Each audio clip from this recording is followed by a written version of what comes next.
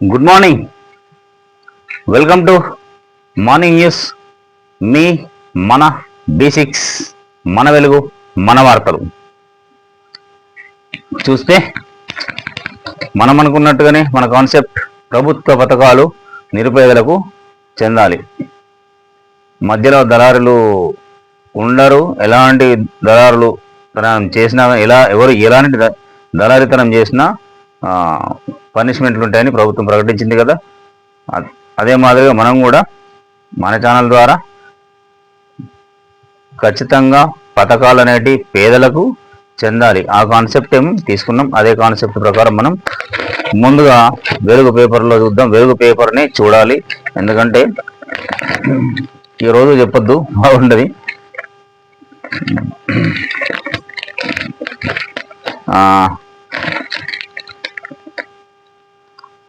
ముందు పేజీలో పథకాలకు సంబంధించిందే ఏమి ముందు వరుసలో అయితే లేదు. ఒకటి ఉంది, 5న కేబినెట్ ముందు, ఇది పథకాలను దాటి 5న కేబినెట్ ముందుకు కులగణన రిపోర్టు. అదే రోజు మధ్యాహ్నం అసెంబ్లీ ప్రత్యేక సమావేశం చర్చ. ఇక లోకల్ బాడీ ఎలక్షన్స్ ఉన్నాయి కదా. ఇది ఎందుకు చూస్తున్నామంటే, సారీ టు సే, పథకాలు ఏం లేదు కాబట్టి ముందు పేజీలో ఇది ఒకటి ఇంపార్టెంట్ వార్తనే కాబట్టి చూడాలి.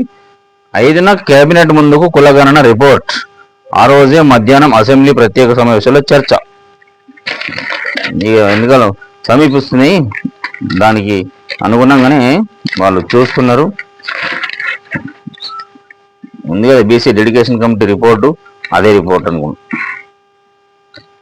పథకాలు ప్రకటించిండ్రు, గ్రామ సభలు అయిపోయినాయి, ఇంప్లిమెంటేషన్ మొదలైంది. సోమవారం మంగళవారం రైతు భరోసా, ఆత్మీయ భరోసాకు సంబంధించినటువంటి డబ్బులే ఆ యొక్క భరోసా అంటే మేము ఉన్నాంలే అనేది, అది దానికి సంబంధించిన డబ్బులు రైతుల అకౌంట్లలో డబ్బులు వేస్తామని నిన్న ప్రకటించింది కదా ప్రభుత్వం. సరే, ఇలా ఆదివారం, రేపు సోమవారం మరి ఏం బెల్లుతో మోగి, ఏ బెల్లు టింగ్ టింగ్ అంటదా ఏమంటదా ఫోన్, మరి అది చూద్దాం. రేపు డబ్బులు కనుక రాకపోతే చాలా ఇబ్బందులు ఎదురైతే మరి ఎక్కడికక్కడ నిలదీయడానికి రెడీగా ఉంటారు. కాబట్టి అన్నమాట ప్రకారం ముఖ్యమంత్రి గారు, ప్రభుత్వం, మీరు ఖచ్చితంగా రేపు డబ్బులు అకౌంట్లలో పడితే అందరూ సంతోషిస్తాం, మేము సంతోషపడతాం. ఎందుకంటే ఒక 2 స్కీమ్లు ఇంప్లిమెంట్ అయినాయి ఇమీడియట్గా అని చెప్పేసి. కానీ రాష్ట్ర వ్యాప్తంగా ఒకేసారి వేయండి సార్, మా రిక్వెస్ట్. మీకు ప్లస్ పాయింట్.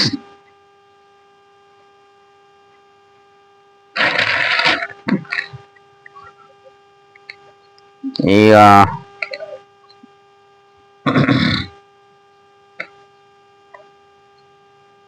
ఇంకా ఏమున్నది, పథకాల పైన ఉండకపోవచ్చు, ఎందుకంటే ఆల్రెడీ ప్రకటించింది, ఇంప్లిమెంటేషన్ మొదలైంది కాబట్టి.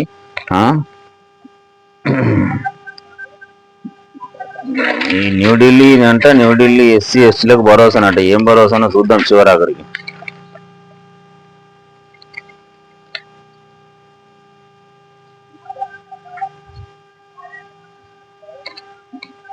అగ్రికల్చర్కు 6 స్కీములు. ఇది న్యూఢిల్లీ, ఇది చూద్దాం. అన్ని ఎంతగానో ఇస్తే 6 స్కీములు ఇస్తే బంగారం వల్ల ఇప్పటికీ రైతులు ఎప్పుడో అన్నారు కోటీశ్వరులను చేస్తామని. ఇక ఎవరు కోటీశ్వరులు ఏంటో తెలియదు. కానీ ఇప్పుడైతే అందరూ ఇంకా గ్రామాల్లో తీసుకున్నటువంటి కట్టలేక ఇదైపోతూ ఉంటారు.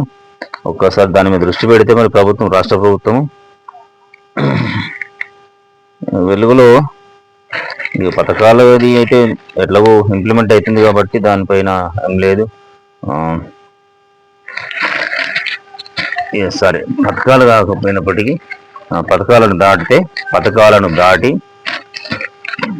ఇంకోటి ఏముంది, నిజామాబాద్, కామారెడ్డి జిల్లాలో ప్రధాన వార్త కనబడుతుంది. తెలంగాణ వర్సిటీలో సగానికి పైగా పోస్టులు ఖాళీ. తెలంగాణ టీ ఉంది కదా, తెలంగాణ డిస్పల్ యూనివర్సిటీ, డిస్పల్ ఇదే కదా తెలంగాణ యూనివర్సిటీ. సగానికి పైగా పోస్టులు ఖాళీ. ఇదేంటి ఏళ్ల తరబడి భర్తీ కాని ప్రొఫెసర్ పోస్టులు, నాన్ టీచింగ్ పోస్టులు 275 ఉండగా 12 మంది రెగ్యులర్ సిబ్బంది. కనిపించని మౌలిక వసతులు. యూనివర్సిటీలో మౌలిక వసతులు లేకపోతే ఇక మిగతా కాలేజీలలో పాఠశాలలో మౌలిక వసతులు ఎంత మేర దాకా ఉన్నాయో మరి ఆకునూరి మురళి సార్ ఇచ్చినటువంటి విద్యా కమిషన్ చైర్మన్ గారు ఇచ్చినటువంటి రిపోర్ట్ను అమలు చేస్తుందా ప్రభుత్వం ఏంటి అనేది వేచి చూద్దాం. ఇంకెన్ని సంవత్సరాలు వేచి చూడాలను. ముందు విద్య మీద వైద్యం మీద ప్రక్షాళన అంటే ముఖ్యమంత్రి గారు మీరు కొంచెం ఇంకా భవిష్యత్తులో మీరు చేయాల్సింది చాలా ఉంది కాబట్టి ఈ పెట్టుబడులను మీరు చూస్తూనే ఈ సంక్షేమాన్ని కూడా అంటే ఈ విద్యా వైద్యం మీద ఒక కన్నేసి ఉంచితే తొందరగా అభివృద్ధి అయ్యే అవకాశాలు ఉంటాయి. 152 టీచింగ్ పోస్టులు, ఉన్నది 61 మంది. ఉండాల్సింది 152 అంట, ఉన్నది మాత్రం 61 మంది టీచింగ్ వాళ్ళు ప్రొఫెసర్లు యూనివర్సిటీలో. ఇట్లా ఉంటే మరి ఇక అక్కడ చదువులు ఎట్లా కొనసాగుతాయో మేము చెప్పాల్సిన అవసరం లేదు సార్. కాంట్రాక్ట్ పార్ట్ టైం ప్రొఫెసర్లతో నెట్టుకొస్తున్నాం. ఎవరు చెప్తుండ్రు? వీసీ గారు అనుకుంటాం. ప్రొఫెసర్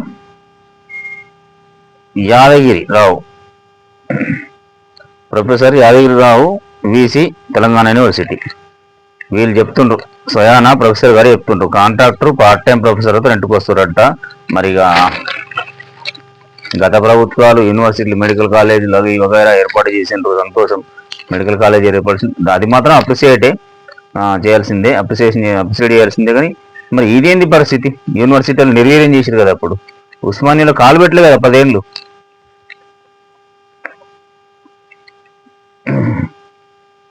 ఇక స్కీమ్లలో చూస్తే నిజామాబాద్ కామారెడ్డి జిల్లాల్లో స్కీముల పరిస్థితి చూస్తే ఏమున్నాయి వార్తలు?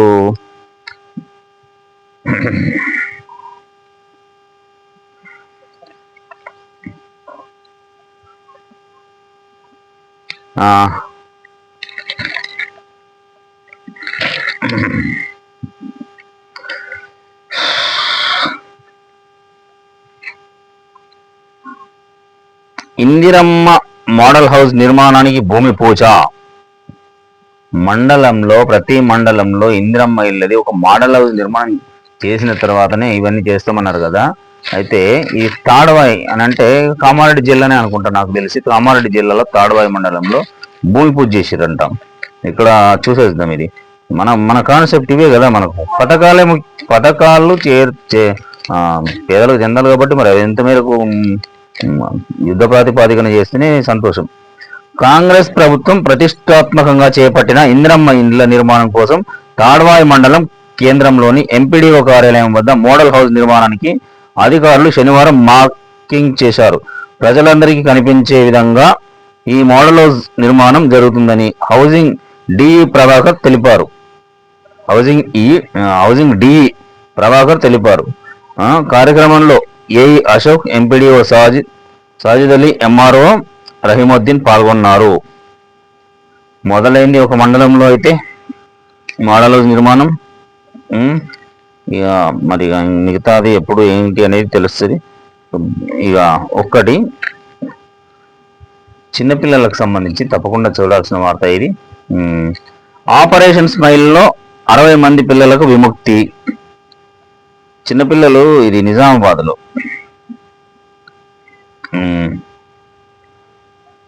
జిల్లా కమిషనరేట్ అంటే నిజామాబాద్ జిల్లాలో జిల్లా కమిషనరేట్ పరిధిలో నిర్వహించిన ఆపరేషన్ స్మైల్లో 60 మంది పిల్లలను గుర్తించామని ఇన్ఛార్జ్ సిపి సింధు శర్మ తెలిపారు.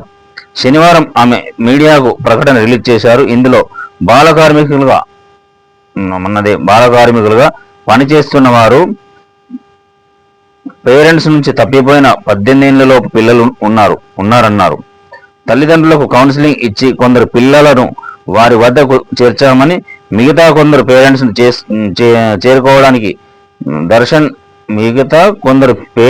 చేరుకోవడానికి దర్శన్ యాప్లో పిల్లల వివరాలు పెట్టామన్నారు.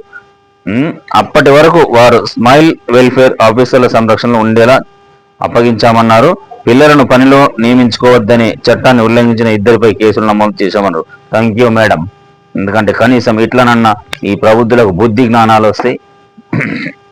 ఎవరికి మన ఈ చిన్నపిల్లలను పనిలో పెట్టుకొని వాళ్ళతోని లేని అని చెప్పేసి దీని అంతటి కారణం పేరెంట్స్ది కాదు. వాస్తవం నిజం చెప్పాలంటే వాళ్ళు కూలి పని అదో ఇది చేస్తారు కాబట్టి మొత్తానికి పూర్తిగా ఏమైనా లేని వాళ్ళే ఉంటారు. పనిలో పెట్టుకునేవాడు కాదు. ఈ ప్రభుత్వాలు ఆలోచన చేయాలి ఈ విషయంలో. వారికి ఇప్పుడు ఇందాక స్కామ్ ఇవన్నీ స్కీములు ప్రభుత్వ పథకాలు అంటారు కదా, అందుకే మేము మొత్తుకునేది ప్రభుత్వ పథకాలు ఇవి నిజమైన నిరుపేదలకు చెందితే ఇట్లాంటి పరిస్థితి రాదు సార్.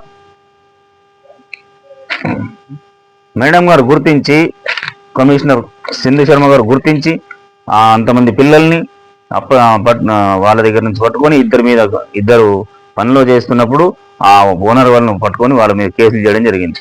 మేడం ఇంకొక విషయం మీకు విజ్ఞప్తి చేస్తున్నాం. ఇటుక బట్టీలలో సైతం పిల్లలు పని చేస్తున్నట్టు అందరికీ తెలుసు, చూస్తూ ఉంటాం అక్కడక్కడ. దయచేసి మీరు ఈ ఇటుక బట్టీలలో పనిచేస్తున్న పిల్లలను కూడా వారికి అక్కడే సదుపాయాలా లేకపోతే హాస్టల్స్లో ఉంచడం అనేది కొంచెం దృష్టి పెట్టండి మేడం. వాళ్ళు ఎక్కడి నుంచో వచ్చి ఉంటారు,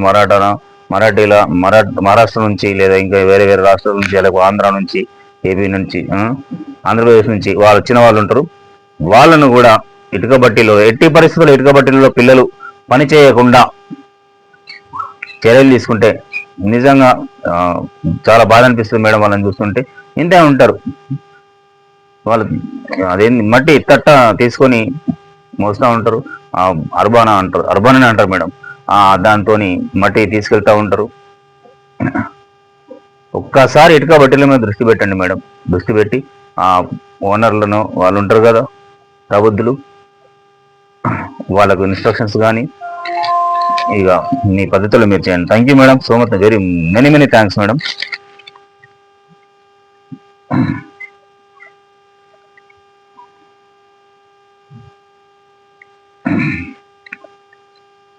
ప్రజా సమస్యలపై నిరంతర పోరాటం చేయనున్నట్లు సిపిఎం జిల్లా సెక్రటరీ చంద్రశేఖర్ పేర్కొన్నారు. అన్నగారు మీరు చేస్తూనే ఉంటారు. వాళ్ళు మన చంద్రశేఖర్ చేయాలి, పోరాటాలు చేయాలన్నా ఎర్రజెండా పార్టీలు పోరాటాలు చేస్తూనే ఉండాలి.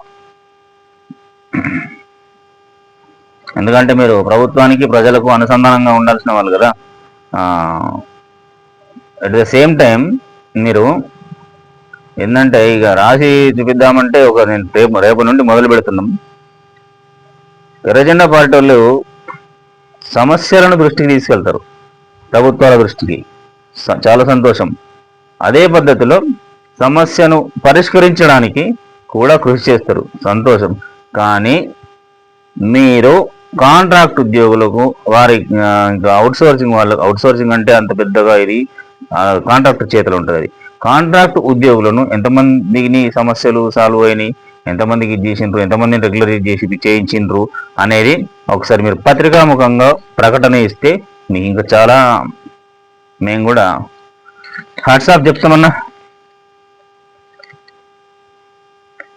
ఎన్నో కార్మికులపై కక్ష సాధింపు సరికాదట. ఎక్కడున్నా ఇది ఎల్లారెడ్డి బాన్సువాడ ప్రభుత్వ హాస్పిటల్లో పనిచేస్తున్న కార్మికులు 5 నెలలుగా ఏజెన్సీలు జీతాలు ఇవ్వడం లేదని, దీనిపై కార్మికులు ధర్నా చేస్తే కార్మికులపై కక్ష కట్టి సాధింపులకు పాల్పడుతున్నారని ఏఐటియుసి సీనియర్ నాయకుడు విఎల్ నరసింహారెడ్డి పేర్కొన్నారు. శనివారం ఆయన జిల్లా కేంద్రంలో మాట్లాడుతూ వైద్య విధాన పరిషత్ అధికారులు చర్యలు తీసుకోవాలన్నారు. జీతాలు అడిగితే పని నుంచి తొలగిస్తామని ఏజెన్సీ నిర్వాహకులు బెదిరిస్తున్నారన్నారు. నెలల తరబడి జీతాలు రాక కార్మికులు పూట గడవడం కష్టంగా మారిందన్నారు. జిల్లా president Balaraju, medical employees union president Dashrath, municipal కార్మిక సంఘం ప్రతినిధి లక్ష్మణ్ తదితరులు పాల్గొన్నారు. అంటే ఇది సిపిఐ అనుబంధ సంస్థ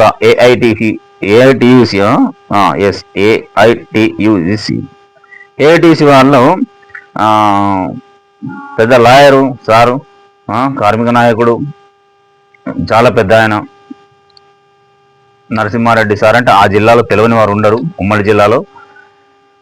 ఆ, మరి మొన్ననే అనుకుంటా వాళ్ళు ఆ, ఎవరు ఎల్లారెడ్డిలో బాన్సువాడలో హాస్పిటల్లో అవుట్సోర్సింగ్ పద్ధతిలో పనిచేస్తారు కదా. ఆ, వాళ్ళకు జీతాలు 5 నెలలుగా జీతాలు ఇవ్వకపోతే ఆ కాంట్రాక్టర్ను మందలు ఏంది కొంచెం అడిగినట్టు వాళ్ళను పిలిచి మాట్లాడినరా, అక్కడికి వెళ్ళి ధర్నా చేస్తాము అది అది అంటే, అయితే వాళ్ళను పనిలోంచి తొలగిస్తామని బెదిరిస్తున్నట. కాంట్రాక్టరు కక్ష సాధింపులు అంటే పనిలో కక్ష సాధింపు అంటే అదే ఇక ఎక్స్ట్రా పని చేయించడం, లేదంటే పనిలోంచి తొలగించేస్తాం. ఏం చేస్తారు మీరు, యూనియన్ పిలుచుకుంటారా అని అంటే అడగద్దా? అవునా కాంట్రాక్టర్ ఎవరో ఈ కాంట్రాక్టర్ కానీ. మరి మీరు కూడా సార్ ఆ కాంట్రాక్టర్ను పూర్తి స్థాయిలో పిలుచుకొని మాట్లాడి చేసి వాళ్ళకు ఈ చేస్తే అయిపోతుంది. ఇదేం బెదిరింపులు అని చెప్పేసి ఎవరూ భయపడ్డా ఎట్టి పరిస్థితుల్లో ఏంటంటే డబ్బున్న ఉంది రాజ్యం అన్నట్టు ఉన్నది పరిస్థితి. కానీ వాళ్ళు పూర్తిగా ఏంటి, మీరు చేసింది చాలా మన్ మన్ చాలా చెప్పుకోదగ్గ విషయం సార్. అంత పెద్ద వయసులో కూడా మీరు ఈ పోరాటాలకు సిద్ధపడి ఉన్నారు. వాళ్ళకు జీతాలు అయితే ఇచ్చింది సార్ వాళ్ళకు.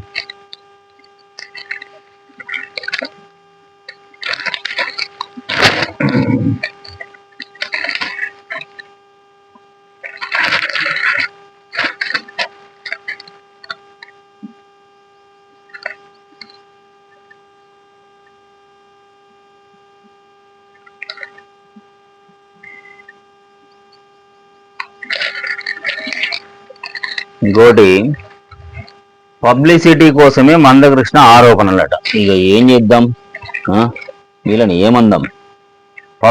పబ్లిసిటీ కోసమే మందకృష్ణ ఆరోపణలు. దళితుల కోసం కొట్లాడింది మా కుటుంబమే. వివేక్ వెంకటస్వామి సార్ మీకు నమస్తే.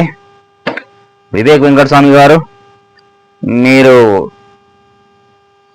పెద్ద ఆయన్ని చూసి గర్వపడతారు అందరూ, అంటే మీ తండ్రి గారిని. అందుకే ట్యాంక్ బండ్ మీద విగ్రహం కూడా పెట్టడం జరిగింది. మీరు ఎన్ని పార్టీలు మారింది సార్ మీరు? అతను పెద్ద ఆయన కాంగ్రెస్లోనే ఉండి కాంగ్రెస్లోనే నేను స్వయాన మేము చూసినప్పుడు వైఎస్ రాజశేఖర రెడ్డి గారు ముఖ్యమంత్రిగా ఉన్నప్పుడు ఒక సభ జరిగింది అక్కడనే, అదే ప్రాంగణంలో, అసెంబ్లీ ప్రాంగణమా లేదా అక్కడ హైదరాబాద్లోనే, ఇక్కడ ఏంది మన కూర్చున్నప్పుడు తెలంగాణ ఉద్యమం నడుస్తుంది అని అప్పుడు ఏదో కాంగ్రెస్ పార్టీ సభ జరుగుతుంటే, పెద్ద కాదు పెద్ద మనుషుల సభ అది వాళ్ళది. ముఖ్యమంత్రి గారు అక్కడ ఉన్నారు వైఎస్ రాజశేఖర రెడ్డి గారు.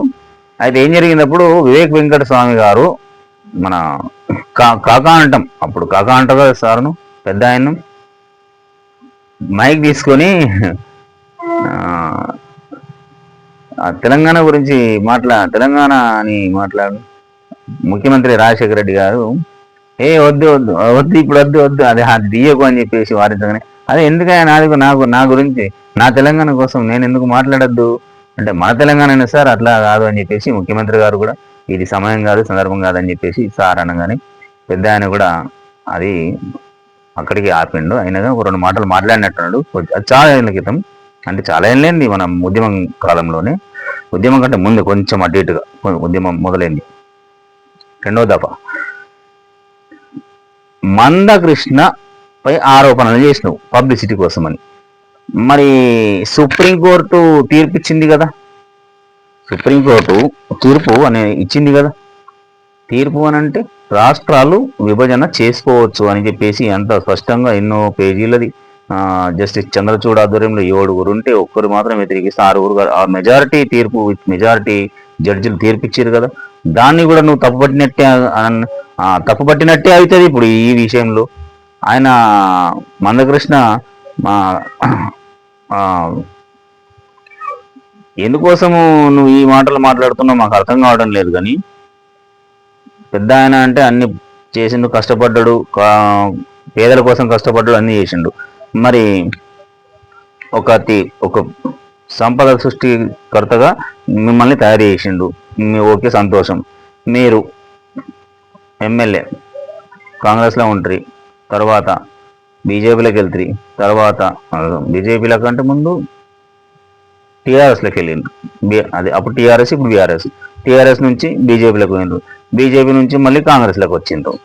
ఇప్పుడు మీ కుమారుడు ఎంపీ, ఇంకొకరు ఎమ్మెల్యే, మీరు ఎమ్మెల్యే ఎంపీ. మీరు మందకృష్ణ గారిని ఏమంటున్నారు? పబ్లిసిటీ. ఏం పబ్లిసిటీ కోసం?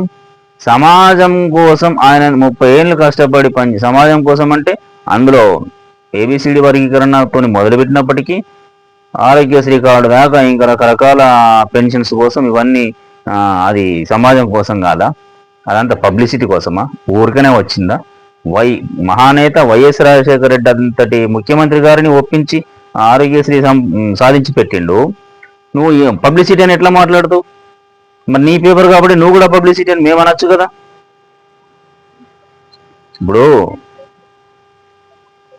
ఇప్పుడు వెలుగు పేపర్లో పబ్లిసిటీ అని అంటున్నావు, పబ్లిసిటీ కోసం మందకృష్ణ ఆరోపణలు అంటున్నావు. దళితుల కోసం కొట్లాడింది మా కుటుంబమే. నీకు ఎందుకు నువ్వు ఇప్పుడు మాట్లాడుతున్నావు? మాకు అర్థం కాని పరిస్థితి, మాకు మీన్స్ ప్రజలకు అర్థం కాని పరిస్థితి. మీరు మాట్లాడాల్సిన మాటలు కాదు, మీరు ఒక ప్రజలందరికీ సంబంధించిన వాళ్ళు. మీరు కేవలం నేను ఇంతకుముందు కూడా ఒకరోజు మాట్లాడినట్టుగా మీరు కేవలం కొంతమంది ఓట్లు వేస్తేనే గెలిచిండ్రా? మీ కాన్స్టిట్యూషన్లో అందరు వేస్తే గెలిచారు కదా. మీరు ప్రజలందరికీ ప్రభుత్వంలో ప్రధాన పాత్ర పోషిస్తూ ముఖ్యమంత్రి గారిని ఒప్పిస్తూ దళితులకు ఏవైతే ఉన్నాయో వాళ్ళని అభివృద్ధి దిశగా తీసుకుపోయేటట్టు ఇంకా డెవలప్ చేసేటట్టు ప్రయత్నాలు చేయండి. ఇక్కడ మన ఎల్లారెడ్డి ఎమ్మెల్యే శాసనసభ్యులు ఎవరు మన మదన్ మోహన్ రావు గారు ఏం చేస్తుండ్రు? నాకు తెలిసి ఒక 25 మంది 30 మంది ఇంకా ఎక్కువనే కావచ్చు. ఈ రాజకీయాలని పట్టించుకోకుండా ఎమ్మెల్యే అయిండు. ఆయన డెవలప్మెంట్ మీదే దృష్టి పెట్టిండు. ఒక 25-30 మందిని ఉద్యోగాల కోసం వివిధ దేశాలకు మరి ఇక్కడేనో ఎక్కడో ఉపాధి కల్పించేసిండు. అట్లా చేయండి. కానీ మీరు దీని వెనకాల పడ్డారు ఏంది? మీరు ఏంది ఏబిసిడి వర్గీకరణ ప్రభుత్వాలు చూస్తే ఉద్యమకారుడే, మీరు రాజకీయ నాయకుడే. మీరు ఫక్తు రాజకీయ నాయకులు కదా మీరు. ఆయనేమో ఉద్యమం చేయబట్టే. ఇది ఎంత మేరకు కరెక్టు? ఏంది సూర్యాపేటలో మీ కుటుంబం దళితుల కోసం కొట్లాడింది, సంతోషం. మీరు కాదు, మీ సార్ పెద్ద ఆయన ఉండే అప్పుడు. సూర్యాపేటలో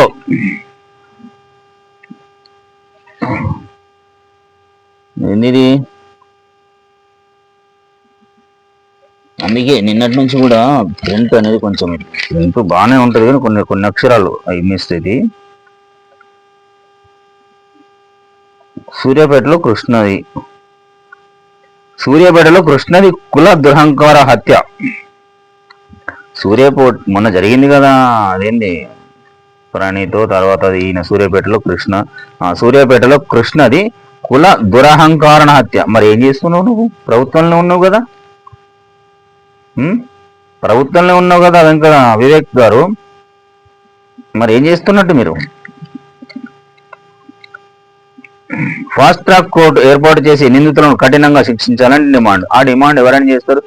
గ్రామంలో ఉన్న అంబేద్కర్ యువజన సంఘాలు, సమాజంలో నుండి బహుజన ఐక్య వేదిక సంఘాలు, బహుజన సంఘాలు, ఇవన్నీ అందరూ చేస్తారు డిమాండ్.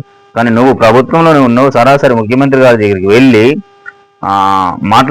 మాట్లాడేసి ఇది ఇలా జరిగింది సార్ అని చెప్పేసి వారితో మాట్లాడితే చర్య తీసుకునేవారు. మీరు ఆయన తెలియదని కాదు సార్, ముఖ్యమంత్రి గారికి తెలుసు. కానీ మీరు అంటుంటారు కదా, పైన హెడ్డింగ్ ఒకటి, కింద సబ్ లీడింగ్ కృష్ణ కుటుంబ సభ్యులను పరామర్శిస్తున్న ఎమ్మెల్యే వివేక వెంకటస్వామి, ఆర్ నాగరాజు. సంతోష్.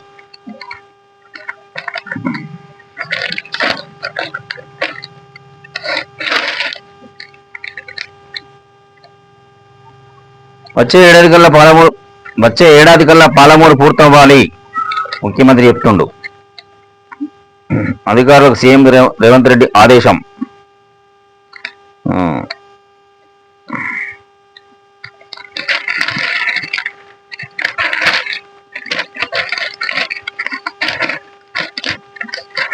ఏమున్నా వివరం చేసిన వివరం ఎప్పుడు ఇది అనేది చాలా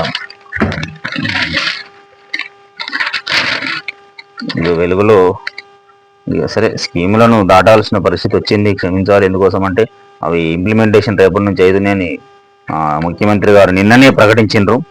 ఇంప్లిమెంటేషన్ 26 నుంచే లాంచ్ అయినాయి, కానీ ఇక అధికారులు మొత్తం అదే పనిలో ఉన్నట్టున్నారు. అందుకోసమే ఇక దాని గురించి చూద్దాం. ట్యాక్స్ బడ్జెట్ రిలీఫ్, ఇది మన తొలి వెలుగు రగన్న చాలా క్లారిటీగా వివరిస్తాడు. అది మనకు టైం ఎక్కువ అవుతుంది కాబట్టి, మనం ఇప్పుడిప్పుడే మొదలు కాబట్టి అక్కడ వింటేనే బాగుంటుంది. అంటే ఇది వినంతే కాదు, మనం అజోలికి అక్కడ అది పెద్ద సబ్జెక్టు, సమయం ఎక్కువ తీసుకుంటుంది. అందుకోసమని కేంద్ర బడ్జెట్ విషయం అది అలా ఉంటే, ఇక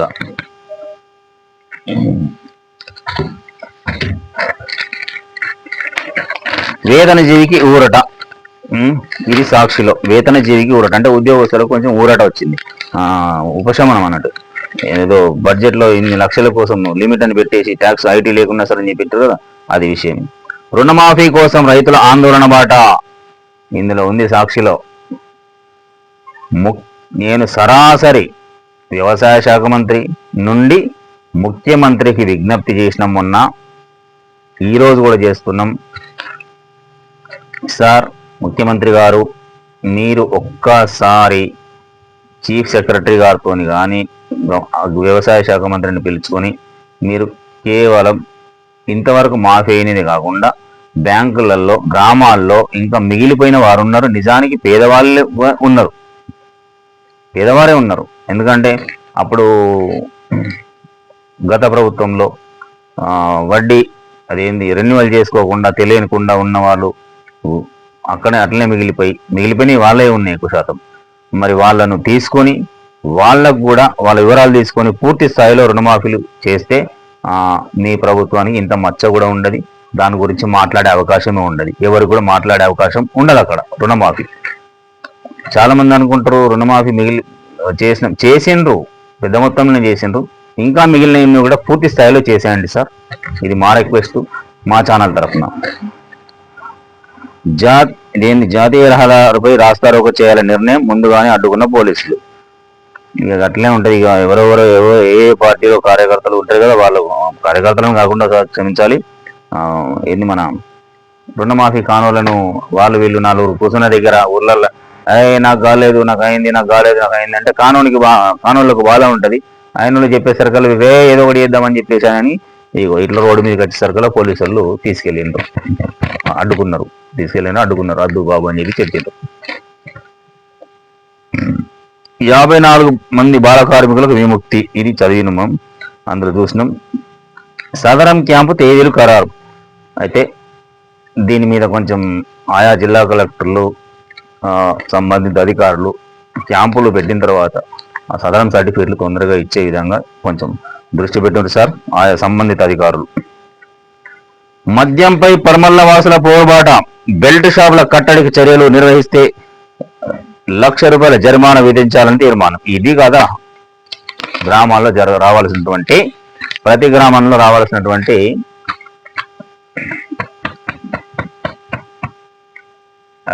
ఏంటి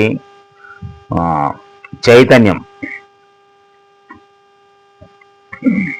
పరమల్ల అంటే కామారెడ్డి జిల్లాలో లింగంపేట దగ్గర దరిదాపులో ఉంటుంది అనుకుంటా. నేను ఎప్పుడో ఒకసారి వెళ్ళిన అక్కడికి చూసినాం ఊరును కూడా. అయితే మద్యం షాపులు, విచ్చలవిడి మద్యం షాపులు. నేను ఈ సందర్భంగా తీన్మార్ మల్లన్న గారిని గుర్తు చేసుకుంటున్నా. అన్న సారీ, ఫస్ట్ గుడ్ మార్నింగ్ చెప్పాల్సింది. తీన్మార్ మల్లన్న అండ్ మన తొలి వెలుగు రగన్న, మీ ఇద్దరు. తీన్మార్ మల్లన్న గారైతే గతంలో బెల్ట్ షాపుల మీద చాలా ఒత్తిడితోనంటే చాలా చెప్పేవారు, విన్నాం, వాస్తవం, నిజం. గ్రామాన ఉండేది. మరి అప్పటికి ఇప్పటికి తగ్గినాయంటే తగ్గడం కాదు, పెరిగినాయి అని చెప్పుకోవచ్చు. కిరాణా షాపుల్లో సైతం మద్యం అమ్ముతున్న మాట వాస్తవమా కాదా? కిరాణా షాపులలో మద్యం అమ్ముతున్నారన్న మాట వాస్తవమా కాదా? తీన్మార్ మల్లన్న గారు, మీరు అప్పుడు హుజురాబాద్ ఎలక్షన్ అనుకుంటా, అప్పుడు వాళ్ళు ఈటల రాజేంద్రన్ ఎలక్షన్ అప్పుడు ఖాళీ బాటల్స్తోని అమ్ముకుంటే ఇదైంది అదైందని ఆ వార్త చదివడం సరే, అప్పుడు జరిగింది. ఇక అదేముంటది కదా శాస్త్రము, ఏంది చేతిలో బడత ఉన్నదే రాజ్యం అన్నట్టు జరిగింది. గతం గత, అది వేరు విషయం. ఇప్పుడన్నా కనీసం ఈ ప్రభుత్వంలోనైనా మద్యం, ఇక వైన్స్లో అది ప్రభుత్వ పాలసీ ఉండే ఉంటుంది, కానీ బెల్ట్ షాపులు, గ్రామ గ్రామాన బెల్ట్ షాపులు ఉంటే యువత చెడిపోతుంది అని చెప్పింది మీరే. మరి ప్రస్తుతం జరుగుతున్నది ఏంటి? దానికి ఏమన్నా విభిన్నంగా బెల్ట్ షాపులు మూతపడ్డాయా? లేదు కదా. వైన్ షాపుల కంటే ఎక్కువ, వైన్స్ల కంటే ఎక్కువ గ్రామాల్లో బెల్ట్ షాపులు ఉన్నాయి. ఈ మందు సరాసరిగా బెల్ట్ షాపులకు వెళ్తే అంటే డోర్ డెలివరీ లెక్క అయిపోయింది కాదు, డోర్ డెలివరీ లెక్క ఉంది. ఎక్కడనో సిట్టింగ్ చేస్తారు, అక్కడికి మందు తెప్పించుకుంటారు. ఆ మందు కాగానే పేకాట. ఇది ప్రత్యక్షంగా మేము మీకు చూపిస్తాం. మళ్ళన్నా ఒక వీడియో నేను మీకు పంపిస్తాం, మన తొలి వెలుగు రగన్న కూడా పంపిస్తాను నేను. మీరు ఎందుకంటే ప్రభుత్వంలో ఉన్నారు తీన్మార్ మల్లన్న గారు, మీరు దీని మీద మాట్లాడాల్సిన అవసరం ఉన్నది. సుదర్శన్ అన్న మీరు కూడా కొంచెం, మీరు న్యూసే కాబట్టి మీరు కూడా దాంట్లో ఈ బెల్ట్ షాప్ లేదా మాట్లాడితే మేము ప్రజలకు అవేర్నెస్ వస్తుంది. ఇది బంద్ కావాలన్నా యువత పెడదారి లేస్తే పొలం కాడికో చేన్లకు బోర్ కాడికో పోయేటువంటి యువత పోయి వచ్చేసి ఎక్కడుంటారు అంటే ఎక్కడో చేన్లలో కూర్చొనో లేకపోతే ఎక్కడో కూర్చొని వాళ్ళు ఆర్డర్ ఫోన్ మీద